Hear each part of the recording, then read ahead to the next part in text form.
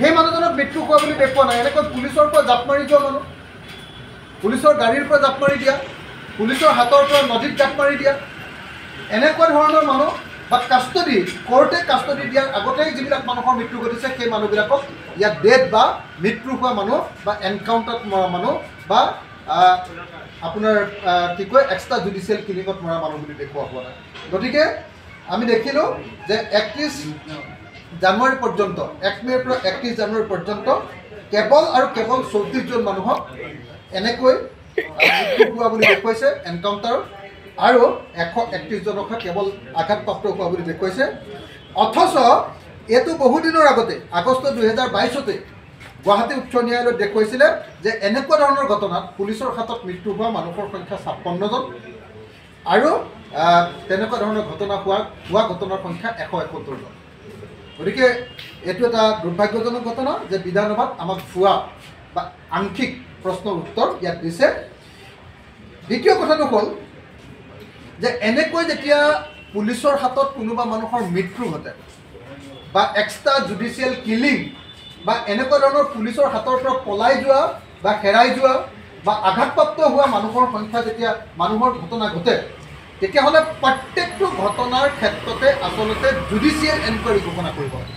Judicial enquiry তাৰ কাৰণে CRPCৰ 174, 175 আৰু 176 ছেকশ্যনকেইটাত enquiry by magistrate into cause of death বুলি অতি স্পষ্টকৈ তাতে ছেকশ্যনকেইটা ঘোষণা কৰি থোৱা আছে। বিশেষকৈ 176 CRPC ছেকশ্যনত ঘোষণা কৰি থোৱা আছে। তাৰ উপৰিও সুপ্ৰিম কোৰ্টৰ PUCL versus state of Maharashtra 2014 চনতে অতি স্পষ্টকৈ এনেকৈ পুলিচৰ হাতত মৃত্যু হোৱা বা পুলিচৰ হাতৰ পৰা পলাই গৈ আঘাতপ্ৰাপ্ত হোৱা এনেকুৱা ধৰণৰ ঘটনাৰ ক্ষেত্ৰত মানে আপোনাৰ এটা গাইডলাইন জুডিচিয়েল এনকুৱাৰী কৰিবৰ কাৰণে এটা গাইডলাইন দি থোৱা আছে, আৰু তাত 16টা পইণ্টত কেনেকৈ গাইডলাইনত কেনেকৈ তদন্ত কৰিব লাগে এইবিলাক কথা কোৱা হৈছে। আমি স্পষ্টকৈ জনাব খুজিছোঁ যে হিমন্ত বিশ্ব শৰ্মা চৰকাৰখন হ'ল ফেক এনকাউণ্টাৰ কৰা, ভুৱা এনকাউণ্টাৰ কৰা বা পুলিচৰ হাতত মানুহৰ মৃত্যু ঘটোৱা, আটাইতকৈ বেছি মৃত্যু ঘটোৱা অভিলেখ সৃষ্টি কৰা এখন চৰকাৰ। অসমৰ ইতিহাসত আটাইতকৈ বেছি পুলিচৰ হাতত মৃত্যুবৰণ কৰিছে হিমন্ত বিশ্ব শৰ্মা চৰকাৰ। অৰ্থাৎ এই চৰকাৰখন এনকাউণ্টাৰ কৰা চৰকাৰ, এই চৰকাৰখনে মানুহ ধৰি নি হত্যা কৰা এখন চৰকাৰ। সেই কথাটো আকৌ এবাৰ প্ৰমাণিত হ'ল, যদিও তেওঁলোকে তথ্য কমকৈ দেখুৱাইছে, কিন্তু এইটো প্ৰমাণিত হৈছে।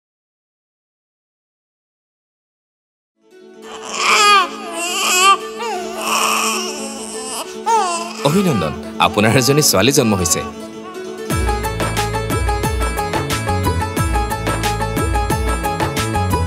লাহি পাহি এজনী পৰী